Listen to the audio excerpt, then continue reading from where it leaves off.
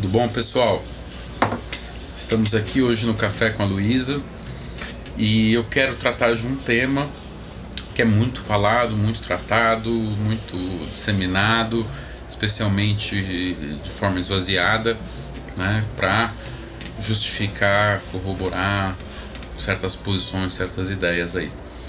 Eu queria falar com vocês hoje sobre a chamada família tradicional brasileira.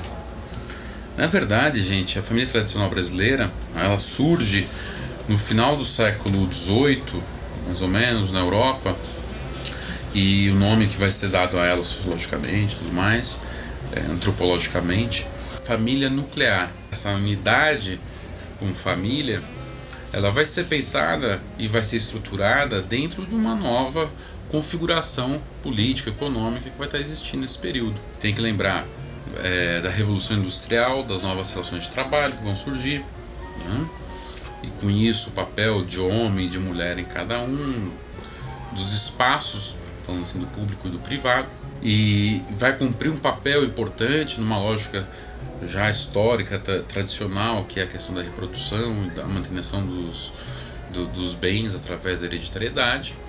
E a gente sabe que família, a noção de família é uma noção muito antiga, né? Vem lá de antes dos gregos, os aqueus, né? Tem, por exemplo, os romanos vão chamar de família uma estrutura que tem a figura do pai, o pater familias, e quem vier dentro disso, da mulher aos filhos, né? Ele tem o poder sobre vida e morte, e inclusive dos que estão abaixo, que são coisas como os escravos, né? Na antiguidade. Bom, como é que é estruturada essa família nuclear, que no Brasil vão chamar de família tradicional, né?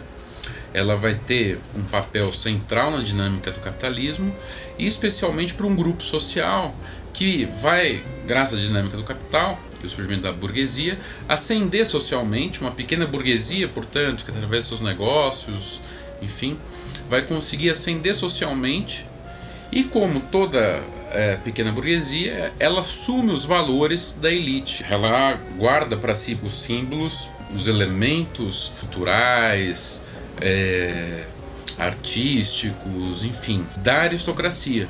A gente sabe que a burguesia, ela é uma classe ignorante, né, a princípio, então ela vai ascender tomando os valores, né, de uma aristocracia, evidente que aos seus moldes. E a pequena burguesia, ela, para se identificar com a elite, então ela vai radicalizar esses valores, levar ao extremo, né?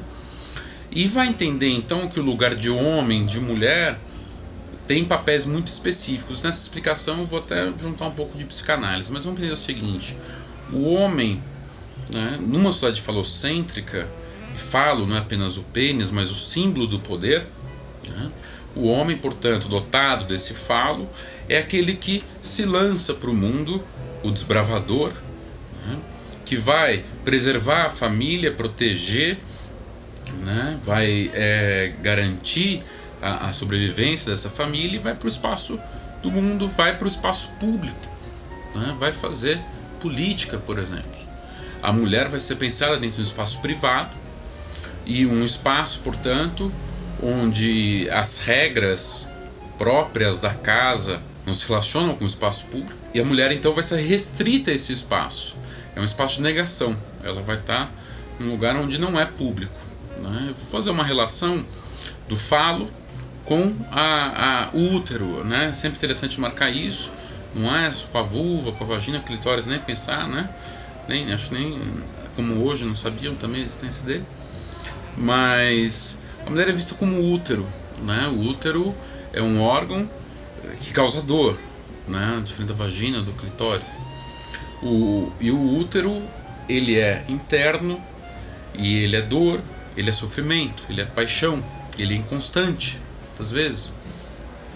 Então a mulher vai ser vista como esse órgão, reduzida a esse órgão, e a finalidade desse órgão que é a reprodução, né? Lembrando que tem mulheres que nascem com útero e não conseguem se reproduzir, né?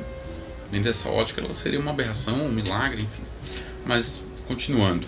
A mulher, então, ela é esse acolhimento, essa parte interna, esse espaço privado, onde não há razão, há sensibilidade, há as paixões, há inconstância, né? É o campo do irracional, esse espaço privado.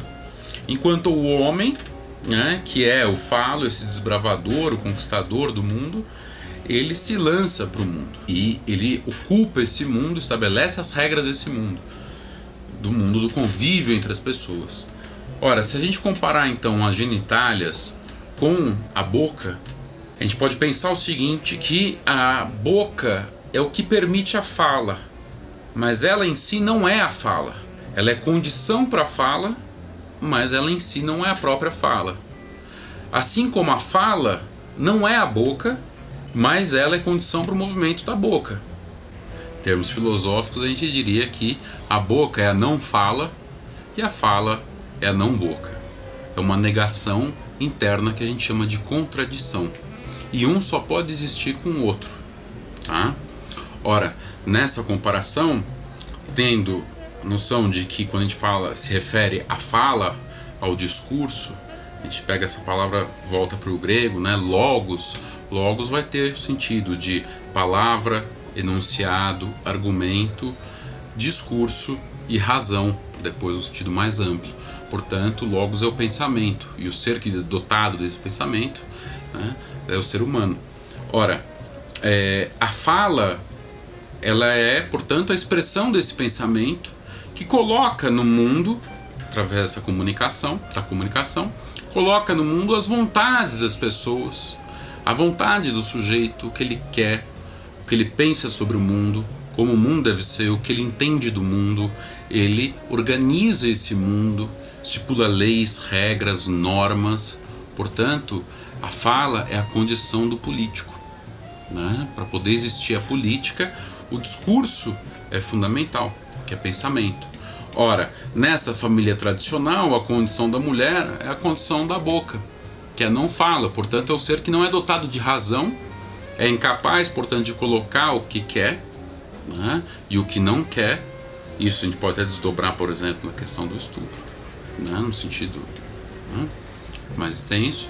Mas a mulher, então, é esse ser passivo e que permite a existência do homem, que é esse que vai para o lugar público e fala, estabelece a lei, se organiza, regulamenta, regula e ordena a vida política. Portanto, essa família tradicional brasileira está recuperando essa ideia da família nuclear, que vai ter um papel, uma centralidade num momento específico do desenvolvimento do capital, resgatando hoje em dia, mas no sentido de um argumento ideológico para manter uma sociedade muitas vezes neurótica, graças às repressões, à contenção das liberdades individuais e dos próprios desejos que o capitalismo, através da propaganda e da produção descartáveis, constrói na nossa sociedade, né?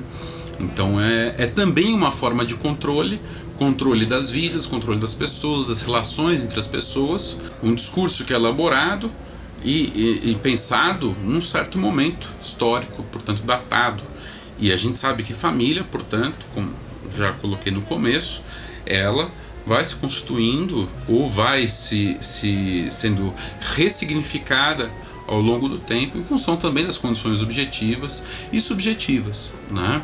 Hoje em dia a gente vive, né, esse contraponto, aí, essa tensão entre esse discurso que vem de um matiz religioso, que coloca as pessoas dentro dessa condição, né, ao mesmo tempo que você tem lutas por liberdades individuais, para que as pessoas possam repensar e ressignificar o que é família a partir dos afetos, sem restrições que venham de um mundo externo ao nosso, mas sim o mundo da nossa vontade.